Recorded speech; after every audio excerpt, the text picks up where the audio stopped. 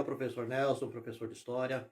Eu estou gravando aí dois videozinhos bem curtinhos. Fala de assuntos importantes como a imigração estrangeira, né, europeia, para o Brasil, especialmente alemães e italianos.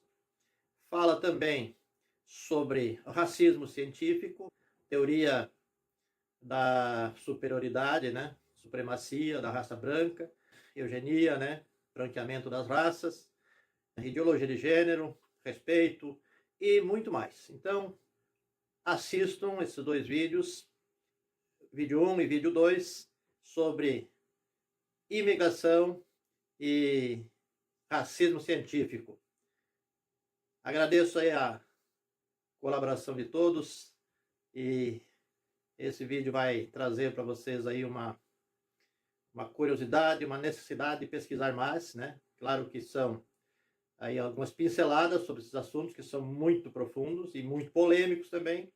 E aí vocês então assistem os vídeos e depois seguem na pesquisa aí, tira um tempinho aí para aprender de história, que é a coisa mais empolgante que existe na vida do ser humano, é saber a sua história, saber a história dos seus antepassados, enfim, trabalhar no sentido aí de aperfeiçoar os conhecimentos, né? Aqueles que já estão meio enferrujados aí, já esqueceram um pouquinho, podem voltar a exercitar novamente essa habilidade aí de saber como foi as histórias dos nossos antepassados, especialmente a história do nosso país aqui, do Brasil, né? Brasil imperial, e quando se deram esses acontecimentos e que até hoje nós temos aí os resultados, né? Ou bons ou ruins, mas os resultados estão aí.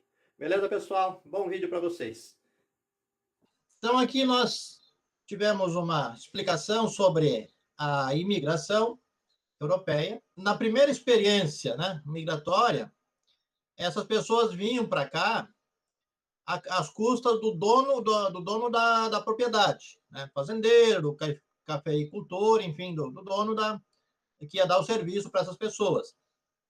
Elas não eram escravas, mas elas iam trabalhar em regime de servidão, né? Que é um regime que já tinha lá, a gente estuda isso no feudalismo, né? Regime de servidão, a pessoa serve lá um senhor e tal, e aqui no caso a pessoa ia servir o seu patrão, né? Mesmo não sendo escravo, mas até pagar a dívida, pagar a viagem, né? Que ele pagou para ele vir de lá aqui no navio, e pagar também o que ele gastava aí durante o ano, até colher a lavoura e tudo. Então esse era o regime. Então, o que acontecia? Muitos não conseguiam nunca pagar, né? Porque eles vinham já devendo, né? Que a viagem de navio era cara, e aí eles tinham que sobreviver, então eles tinham que comprar no armazém do fazendeiro, né? Que dava o serviço para eles, e aí eles iam trabalhar a troco de uma porcentagem do produto, né? Então, vamos dizer assim, eles iam plantar café, eles iam ganhar 10%, 15%, 20%. Aí dependia como é que eles iam combinar com o patrão. Aí eles tinham que plantar o café, tinham que cultivar o café, colher o café, ensacar, né, secar, ensacar, e o patrão vendia. Aí o patrão dizia, olha, deu tantos mil, né? Tantos do dinheiro da época, né? Deu tantos mil, assim. Então a parte de vocês é tanto. Então vamos dizer assim que no ano, vamos fazer uma conta hipotética aqui, né? Deu 10 mil reais. Então, a tua parte é 10%, então você tem 1.000 reais. Esse é o teu dinheiro. Só que você deve 1.200 no meu armazém, além da prestação lá da viagem do navio. Então, ele já entrava outro ano devendo mais do que ele estava devendo quando chegou aqui no Brasil.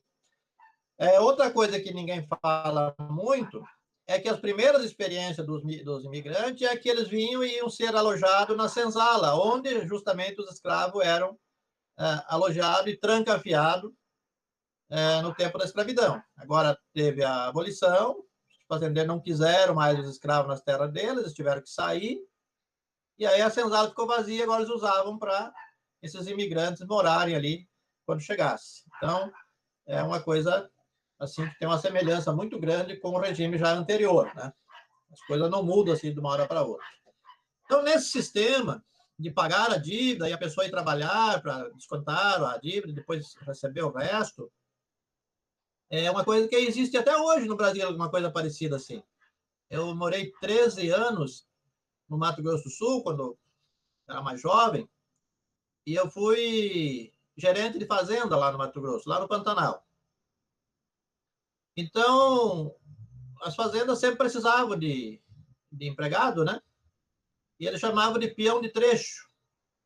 Então, quem eram os peão de trecho?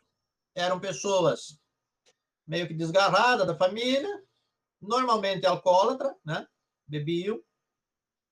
E aí, o que acontecia? Eles chegavam na cidade e eles bebiam ali, gastavam o que tinha, e aí paravam numa pensão, sempre tinha uma pensão barata lá, eles paravam lá, ficavam lá 2, 3 dias, bebiam, gastavam dinheiro, e aí o patrão, o que precisava do serviço dele lá para a fazenda, para destocar o cerrado, para roçar os pastos, enfim, serviço da fazenda. Aí o capataz passava lá, pagava a dívida dele na pensão, que ele estava devendo ali, se era 50, 100, 200 reais, e levava ele para a fazenda. Aí ele tinha que pagar aquela dívida, né, que ele estava devendo, e depois o restante sobrava para ele. Aí só tinha uma lei, lá na fazenda ele não podia beber, porque se bebesse não trabalhava, né?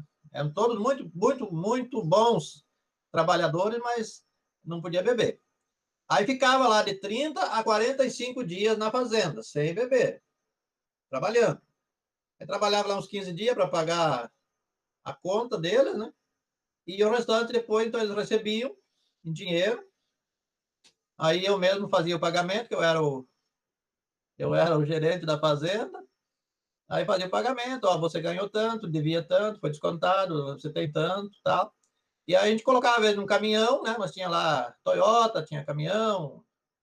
E normalmente colocava eles, depende da quantidade, né? Se era menos de 10, colocava na Toyota e levava. Se era mais de 10, colocava no caminhão e levava. Às vezes tinha 20, 30, peão. E aí largava eles na cidade. Cidade mais próxima da fazenda que eu trabalhei, dava 65 quilômetros, lá no Pantanal. Aí largava eles lá no sábado, né? Normalmente no sábado, e ia buscar na segunda. Aí no sábado, domingo e segunda, eles já conseguiam beber tudo o que eles conseguissem beber, gastar todo o dinheiro que eles ganharam naquele trabalho, e ainda conseguiam estar devendo na pensão. Aí a gente chegava lá, pagava a dívida da pensão, levava de novo, assim era a vida. Então, mais ou menos na época também tinha isso, né? Às vezes as pessoas não eram viciadas nem nada, mas tinha que sobreviver.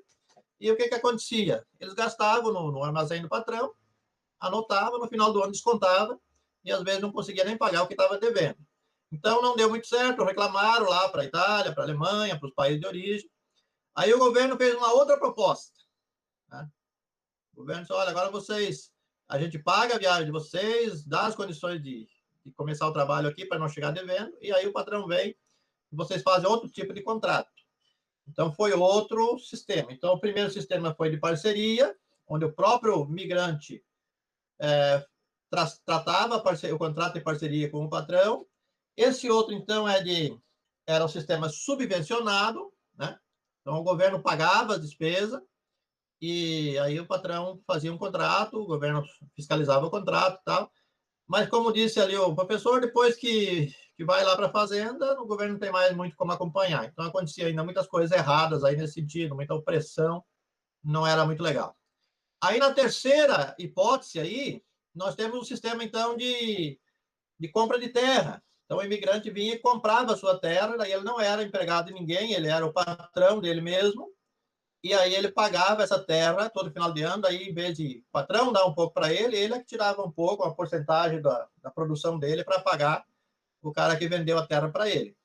Então, aqui em Santa Catarina, principalmente no oeste catarinense, nós temos aí milhares de colonos que ainda são descendentes daqueles italianos e alemães, né? Aqui na nossa região tem mais alemães do que italiano, lá para o oeste tem mais italiano do que alemães. E no Rio Grande do Sul também. Então, ainda tem os descendentes desses primeiros imigrantes, que ainda têm a sua terra, tem a sua colônia, né? Nós chamamos de colono, né? Fruto desse tipo também de imigração que teve quando eles vinham para cá comprando a sua terra. Ou tinham dinheiro para pagar e já pagavam, ou então pagavam com produtos, né? E ali 4, 5, 10 anos pagando a terra e aí ficava dono. Aí, claro, os filhos iam crescendo, iam casando e iam ficando de dono da terra e ainda até hoje tem muita gente assim com a posse dessas terras, tá? Racismo científico, uma teoria que, por incrível que pareça, tem a pretensão de se basear na Bíblia, na história de Noé, com os seus descendentes. Ouçam aí o vídeo, as explicações. Beleza, pessoal? Vamos ao vídeo, então. A outra coisa que eu queria passar para vocês aí é a questão aí do branqueamento da raça. Eu vou passar aí uma imagem para vocês dar uma olhadinha. Deixa eu ver se eu encontro aqui. Encontrei.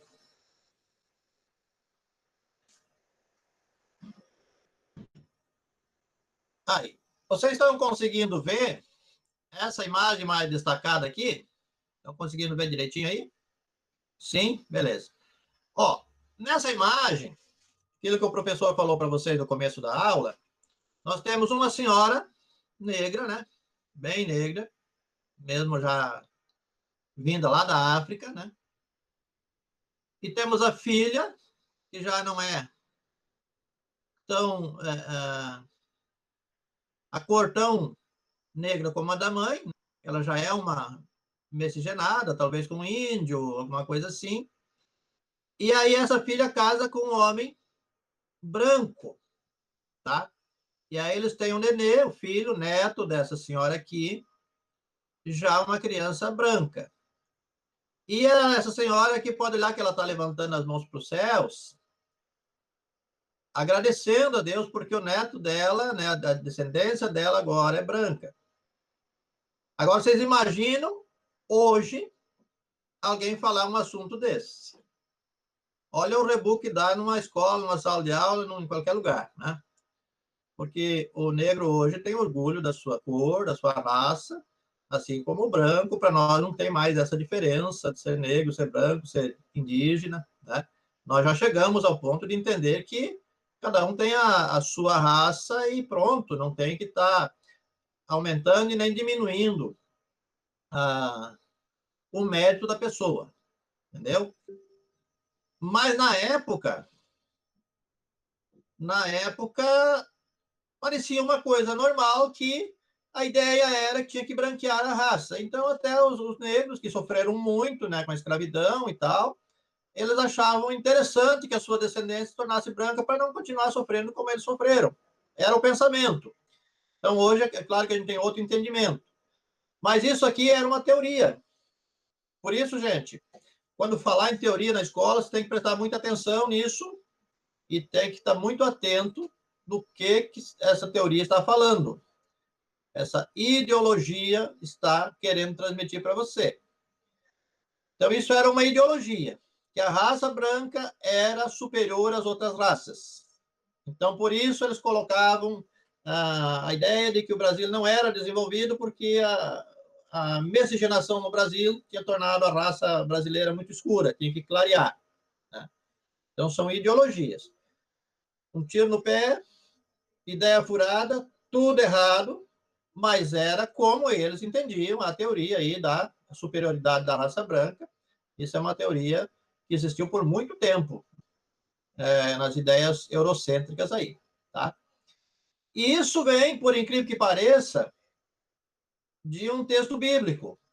Por isso que tem gente que tem bronca de religião, né? Bronca da Bíblia, bronca de qualquer coisa que se refira à religião. Mas a religião, ela teve sempre junto, né? Fez parte da vida social de todos os povos, de todos os níveis e de todas as culturas e todos os tipos de religião também. Então, na religião cristã, há uma passagem, religião cristã é uma passagem bíblica que fala sobre o dilúvio, né? Vocês conhecem bem isso aí, né? E aí, no dilúvio e tal, Noé, o mundo é destruído, só Noé e a família são salvos, né? Porque entraram na arca e os animais que entraram e tal. Depois que passa o dilúvio, que as águas baixam, eles descem e eles começam a formar aí uma nova população no mundo. E Noé tem 3 filhos, né? um chamado Sem, outro Jefté, ou Jefé, e o outro Cã. E aí cada um é atribuído a ele a criação de um povo, né? O povo branco, né, fica com o Jefé, o povo de origem semita, né? Então essas etnias ali do Oriente Médio, né, Israel e alguns países árabes e tal, então seria de origem semítica, vocês vão ouvir falar isso aí durante os estudos de vocês, muitas vezes. Então, eram os filhos de Sem. E o Cã, no caso, ele seria o que formou o povo negro lá na África, teria ido para aquela região formado o povo. Mas tem um detalhe, um dia o pai dele, Noé, tomou um pouco de vinho a mais do que devia tomar e ficou numa situação meio constrangedora lá no meio do vinhedo lá. E o Cã foi lá e viu ele e deu risada dele. Chegou contando, dando risada para os irmãos. Naquela época não podia fazer isso, né? Rir do pai ou coisa. Aí esses outros dois foram lá com cobertor e tal, e cobriram o pai, trouxeram. Mas o Cã, como tinha visto e tinha achado graça, dado risada, então ele foi amaldiçoado por Noé. Então Noé disse que ele seria amaldiçoado, que a descendência dele seria amaldiçoada e tal. E aí, então, aí agora a Bíblia não diz nada disso, né? Aí é os homens que dizem. Então tem que ver o que a Bíblia diz e o que os homens dizem. O que o historiador diz e o que a história realmente é. Tem que fazer essa diferenciação, né? Então os homens acharam, né, baseado nisso, que porque esse que seria o pai da raça negra, o Cã, foi amaldiçoado, então a maldição seria a cor. Por isso que os outros ficaram mais claros e a cor negra ficou por causa da maldição. Isso era uma teoria e vocês podem estudar sobre isso. Tudo errado também. Claro que ninguém concorda com isso.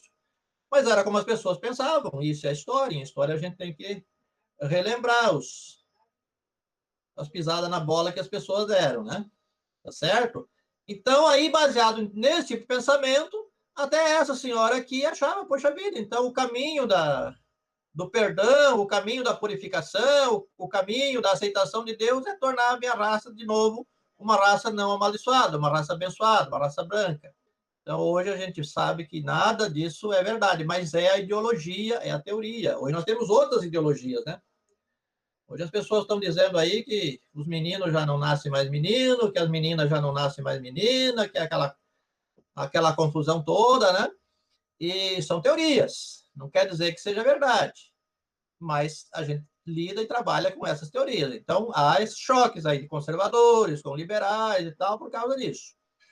Uma coisa precisa ficar bem claro para nós é que, independente da situação de cada um, da crença de cada um, da opção social, política, econômica,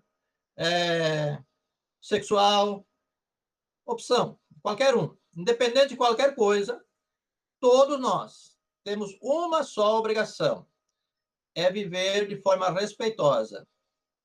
Branco tem que respeitar negro, e negro, da mesma forma, tem que respeitar branco.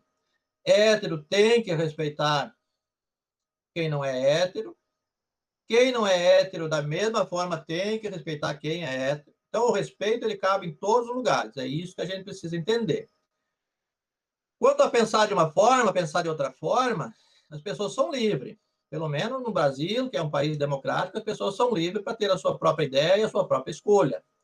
O que nós não podemos é achar que nós, porque escolhemos ser de uma forma ou escolhemos uma forma de vida, é que aquela é a certa e as outras todas são erradas. Isso já faz parte de um pensamento de seita, né? Toda seita, ela coloca essa ideia de que eles estão certos e o resto do mundo está errado. Nem que sejam uns 4, 5 só, mas esses 4, 5 estão certos, os outros estão tudo errado. Então, nós estamos certos em algumas coisas, errado em outra. Eles estão certos em alguma coisa, errado em outra, né? Então, o ser humano tem que entender isso, que nem todo mundo, as pessoas não são totalmente certas e nem totalmente erradas. Cada um tem a sua falha, tem a sua dificuldade, e o respeito cabe em todo lugar, né? Mas nós temos que ter muito cuidado com ideologias, porque alguns absurdos que eu falei para vocês aqui hoje à tarde foram ideias muito fixas na cabeça de uma população muito grande do mundo, em épocas passadas. E hoje também tem ideias fixas. Tem gente que acha que o capitalismo é a salvação da lavoura, tem gente que acha que o comunismo é que é, tem gente que acha que tem que ser o nascimento tem que ser ou homem ou mulher, porque a biologia comprova isso, que é XX ou XY, depende como a pessoa está aí, né? Ela nasce, ou mulher ou homem. Já tem outros que acham que não, que isso é bobagem, que é uma condição da sociedade. Então, são coisas que vão surgindo, que a gente tem que ir lidando com isso, e a gente não pode achar que está tudo errado ou está tudo certo. A gente precisa pensar direitinho o que vai fazer. A única coisa que nós temos que entender é que o respeito ele é fundamental. Uma pessoa que não respeita o outro porque é diferente é uma pessoa que não vai viver bem, não vai ser respeitada também, né? Não adianta. E respeito não é uma coisa que se impõe, né? Não é eu que obrigo as pessoas a me respeitar. É eu que tenho que me dar o respeito. Se eu me der o respeito, se eu respeitar o meu semelhante, ele vai me respeitar também. Pode ter certeza disso. Certo, pessoal?